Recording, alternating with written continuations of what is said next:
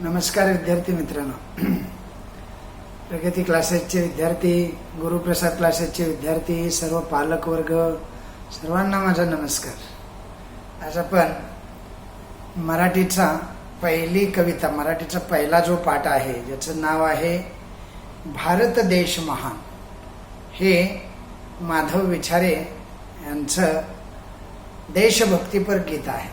अतिशय सुंदर आणि खूप छोटस पण खूप मोठा संस्कार देणारं असं गीत आहे।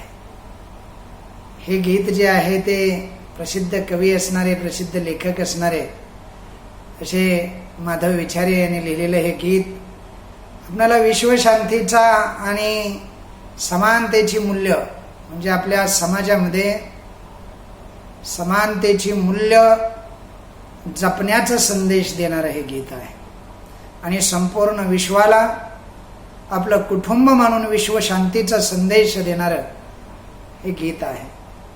माधव विचारे यांना तुमच्यावर या गीताद्वारे समतेचा संस्कार करायचा आहे। समता ही आपल्या आयुष्यामध्ये फार मोलाची असते, मोठी असते।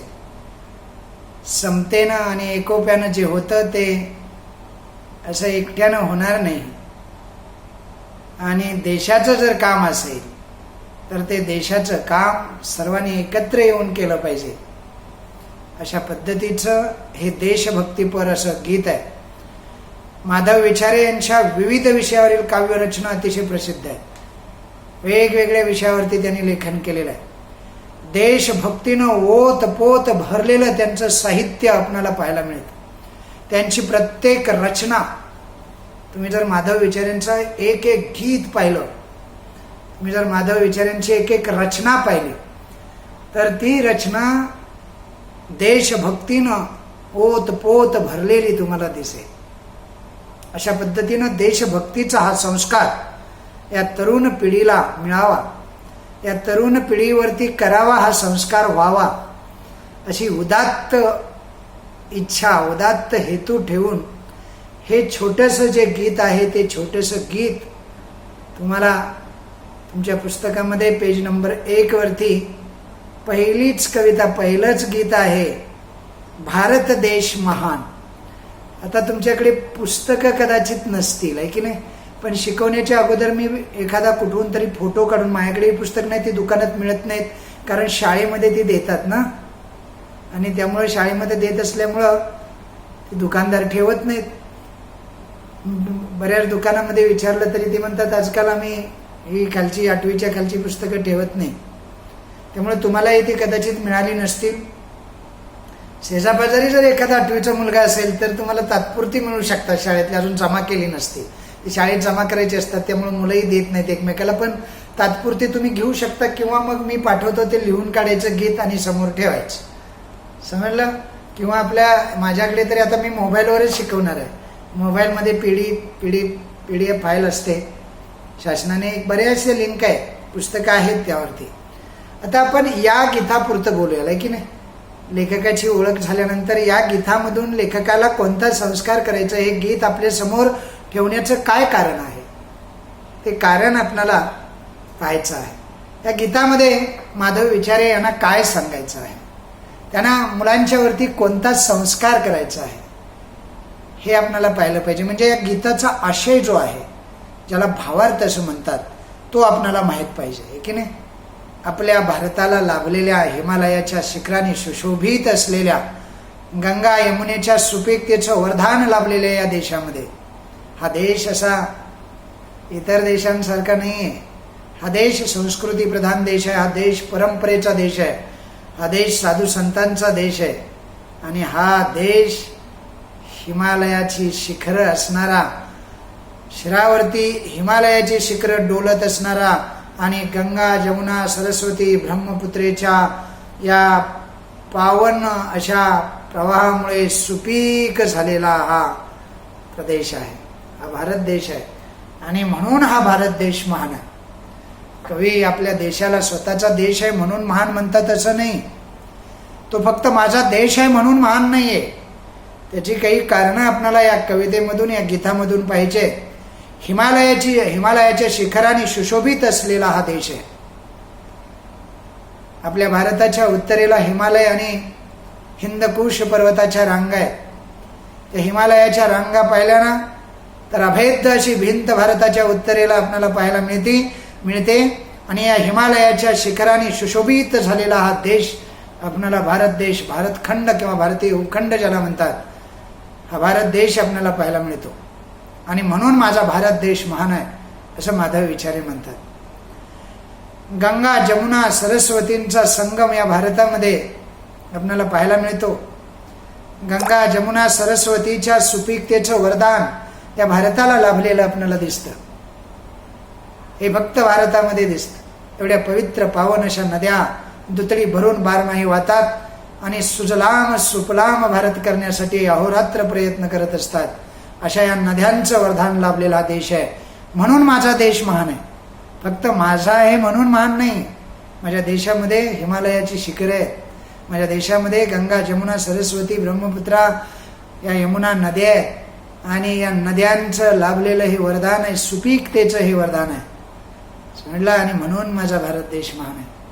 भारतभूमीला, या भारतामध्ये फक्त नद्या आणि पर्वत नाही, त्या भारतभूमीला एक शौर्याची आणि पराक्रमाची हिस्ट्री आहे, पराक्रम आहे. मात्र भूमीला शौर्य आणि पराक्रम लाभलेला आहे. पराक्रमाची एक परंपरा या भारत देशाला लाभलेली आहे. सुखदेव, राजगुरू, भगतसिंग, सुभाषचंद्र बोस, चंद्रशेखर आझाद, सावरकर, लोकमान्य टिळक, महात्मा गांधी, किती नाव सांगू. झाशीची राणी, तात्या टोपे, नानासाहेब पेशवे, अनेक लोक आहेत ज्यांनी या देशांसाठी वाहून घेतलेलं आहे. ही परंपरा लाभलेला हा देश आहे. भारताची परंपरा जी आहे ती शौर्याची परंपरा आहे, पराक्रमाची परंपरा आहे. अशा अनेक परंपरा लाभलेला हा देश आहे म्हणून महान आहे. माझा आहे म्हणून महान नाही आहे. माधव विचारे असं म्हणत नाही तो माझा देश आहे म्हणून महान आहे. या ठिकाणी हिमालयाची शिखरे आहेत, गंगा जमुना सरस्वतीचं सुपीकतेचं वरदान आहे, पराक्रमाची परंपरा आहे, शौर्याची परंपरा आहे, परोपकाराची परंपरा आहे, सेवेची परंपरा आहे, विश्वशांतीची परंपरा आहे. संत ज्ञानेश्वर एके ठिकाणी म्हणतात, हे विश्वची माझे घर, वसुधैव कुटुंबकम मानणारी ही संस्कृती आहे. म्हणजे संपूर्ण विश्वाला आपलं कुटुंब मानणारी ही संस्कृती आहे. आणि म्हणून माझा भारत देश महान आहे. अशा देशाचं गुणगान करणं हे माझं कर्तव्य आहे. म्हणून हे गीत आहे तुमच्या सेवेची. तुम्हाला हे गीत देण्याचं कारण आहे भळानो, तर आपला भारत देश महान का आहे, कशामुळे आहे, आणि त्या भारत देशाची महानता आपण जर गायली नाही तर कोण गाणार. या प्रस्तुत गीतामध्ये समता आणि विश्व शांतीचा संदेश माधव विचारे यांना आपल्यापर्यंत पोहोचवायचा आहे. तो संस्कार या लहान लहान मुलांच्यावरती करायचा आहे. त्या 8वीच्या मुलांना त्यांना सांगायचं आहे की आपला भारत देश समानतेला मानणार आहे, समतेवर विश्वास ठेवणार आहे, विश्वशांतीवरती विश्वास ठेवणार आहे. हा संदेश घराघरामध्ये पोहोचला पाहिजे, घराघरामध्ये गेला पाहिजे. यासाठी हे छोटंसं गीत त्यांनी लिहिलेलं आहे. प्रस्तुत गीत हे गीत पुष्पांचा फुलोरा यामधून घेतलेलं गीत आहे. हे देशभक्तीपर गीतांचा संग्रह आहे. या संग्रहातून, ज्याचं नाव आहे गीत पुष्पांचा फुलोरा, या गीतसंग्रहातून, या संपादित काव्य संग्रहातून घेतलेलं एक छोटंसं गीत आहे ज्याचं नाव आहे भारत देश महान. काय नाव आहे? भारत देश महान. कळते ना सर्वांना? भारत देश महान, आमचा भारत देश महान. पहिली ओळ आहे, सुंदरशी ओळ आहे. आणि त्या सुंदरशा ओळीचं सार मी तुम्हाला सांगितलेलं आहे. हा माझा भारत देश आहे आणि तो महान असा देश आहे, त्याचा जे जयकार मला करायचा आहे, त्यासाठी हे गीत आहे. त्या गीताद्वारे विश्वशांतीचा, समतेचा संदेश मला या मुलांच्या वरती संस्कारित करायचं आहे, त्याचं संस्करण करायचं आहे. गंगा जमुना सरस्वती, हिमालयाची शिखरं, शौर्याची आणि परंपरांच्या गाथा या ठिकाणी पाहायला मिळतात. आणि म्हणून माझा भारत देश महान आहे. भारत देश महान, माझा भारत देश महान. म्हणजे हा असा भारत देश आमचा महान असा देश आहे. त्या महान देशाचं गुणगौरव करणं हे भारतीय म्हणून प्रत्येक नागरिकाचं कर्तव्य आहे. आणि म्हणून माधव विचारेने हे एक छोटंसं गीत आपल्या समोर मांडलेलं आहे. अतिशय सुंदरसं गीत आहे. चला चला हो एक मुखाने गाऊ एकच गाण. चला चला हो एकच मुखाने गाऊ एकच गाणं म्हणजे काय रे? म्हणजे आपण आपल्या भारतभूमीचं गुणगान करण्यासाठी कोणत्याही प्रकारची मनामध्ये सल ठेवता कामा नये. आपणाला लाज वाटता कामा नये. आपणाला संकोच वाटता कामा नये. आपण सर्व भारतीय एकत्र आलं पाहिजे या भारत देशाचं गुणगान गाण्यासाठी. गुणगान गाण्यासाठी म्हणजे गाणं म्हणण्यासाठी नव्हे, या भारत देशाला वैभवशाली संपन्नशाली बनवण्यासाठी, या भारत देशाला विश्वगुरु बनवण्यासाठी, या भारत देशाला विकसित करण्यासाठी. हे विकसिततेचं प्रगतीचं विकासाचं गीत आहे आणि त्या विकासाचं गीत आपल्याला गायचं आहे. एकट्या दुट्ट्यानं ते गाऊन होणार नाही. आपण सर्वांनी एकत्र आलं पाहिजे. तर चला उठा, चला चला हो एक मुखाने गाऊ एकच गाण. एकच गाणं आपल्या तोंडावरती प्रत्येकाचे असलं पाहिजे, ते म्हणजे माझा भारत देश महान, भारत देश महान, आमचा भारत देश महान. म्हणलं सुंदरशी चाली लावता येईल. गेय गीत आहे, म्हणजे गीत आहे म्हटल्यानंतर गाता येणारं गीत आहे. अनेक चाली लावू शकतो तुम्ही. चला चला हो एक मुखाने गाऊ एकच गाण, अशी कवितेची चाल लागू शकते. माझा भारत देश महान, माझा भारत देश महान. सुंदरसं गीत आहे. माझा भारत देश महान आहे. माझ्या भारत देशाची परंपरा आहे. माझ्या भारत देशाची संस्कृती आहे. माझ्या भारत देशाला विश्व शांतीचा आधार आहे. माझ्या भारत देशामध्ये समता एकोपा नांदते. इथं जाती धर्माचे लोक राहतात. विविध परंपरा, विविध वेशभूषा, विविध संस्कृती जपतात आणि एकोप्यानं गुण्या गोविंदानं राहतात. ही संस्कृती आहे. आणि अशा संस्कृतीचा हिमालयाची शिखरे असणारा, गंगा जमुना सरस्वतीच्या सुपिकतेचं वरदान लाभलेला, शौर्याची परंपरा गाजणारा, पराक्रमाची गाथा लिहिणारा असा हा देश, भारत देश माझा देश आहे. आणि त्या देशाचं गाणं आपण सर्वांनी एकत्र येऊन म्हणायला हवं. चला चला हो एक मुखाने गाऊ एकच गाण, भारत देश महान, माझा भारत देश महान. सुंदर आहे की नाही? हा, तर आपण ते आपल्या ओठावरती अशी गाणं गीतं असली पाहिजेत. लहानपणी आपण ही पाठ केली पाहिजेत. आता या वयामध्ये मोठेपणी थोडीच अशी गीतं आपण म्हणत असतो. ती नेहमीच आपल्या तोंडावरती रेंगाळली पाहिजे. हिमालयाची हिमशिखरे ती, भारत भूमीच्या श्री डोलती. बघा पहिल्या 2 ओळीमध्ये त्यांनी काय सांगितलेलं आहे? हिमालयाची हिमशिखरे ती, भारत भूच्या श्री डोलती, गंगा यमुना आणि गोमती घालती पवित्र स्नान. म्हणजे भारत देशाला लाभलेल्या काही निसर्ग दत्त अशा देणग्या आहेत. त्यातली एक सांगितल्या वैभव संपन्न आणि निसर्ग संपन्न असणारा हा हिमालय. या हिमालयाची गाथा आपण काय वर्णनावी आहे की नाही? ती हिमालयाची शिखर आहेत ना, ती आमची शान आहे, ती आमचं भूषण आहे. आणि अशी शान लाभलेला हा देश आहे. त्या हिमालयाच्या शिखरामुळं, ती हिमालयाची शिखरं आमच्या माथ्यावरती, आमच्या भारतभूच्या माथ्यावरती हिमालयाची ही शिखरं भारतभूमीच्या शिरात डोलत असतात. पेचात म्हणजे शिरात खोवलेला एक काय म्हणतो आपण तुरा आहे आणि तो नेहमीच डोलत राहतो. तो जोपर्यंत डोलत राहील तोपर्यंत भारतभूमीला कशाची भीती नाही. एक प्रकारे संरक्षणासाठी उत्तर बाजूला भारताच्या तो खंबीरपणे उभा आहे. हिमशिखर उभा आहे. आणि म्हणून कवी लेखक गीतकार असं म्हणतात, हिमालयाची हिमशिखर येते. ही हिमालयाची हिमशिखर आहे. ती सहजासहजी भारताचं सौंदर्य नाहीसं होऊ देणार नाहीत. भारतभूमीच्या श्री डोलती, भारतभूमीच्या शिरावरती डोलणारी, भारतभूमीचा मुकुट समजली जाणारी, भारतभूमीच्या संरक्षणासाठी अभेद्य अशी भिंत तयार करणारी ही शिखर आहेत. हिमालयाची हिमशिखर येती, भारतभूमीच्या श्री डोलती, गंगा यमुना आणि गोमती.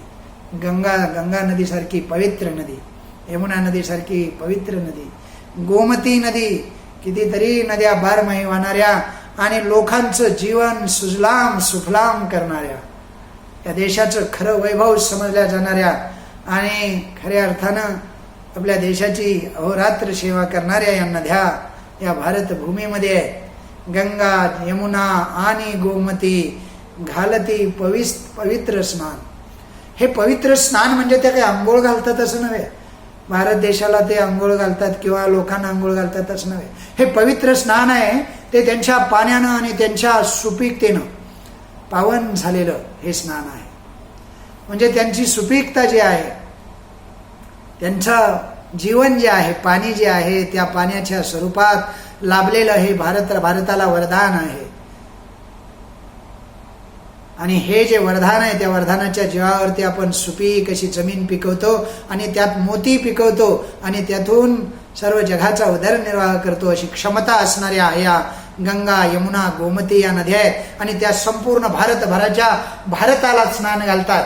म्हणजे भारताची ही जी भूमी आहे ती ओली करतात म्हणजे ती पिकवतात, तिला सुपीक बनवतात.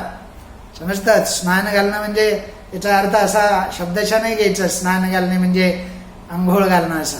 स्नान घालणं म्हणजे संपूर्ण भूमी ओली करणं. म्हणजे या ठिकाणची जी पिकं आहेत, या ठिकाणची जी शेती आहे, ती शेती पिकवणं. आणि शेती पिकली तरच, हा कृषीप्रधान देश आहे ना, इथली इकॉनॉमी सुद्धा कृषीप्रधान आहे.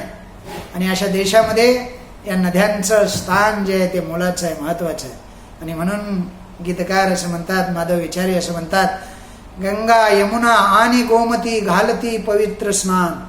हे पवित्र असं स्नान भारत भूमीला घालण्याचं काम या पवित्र नद्यांनी केलेलं आहे.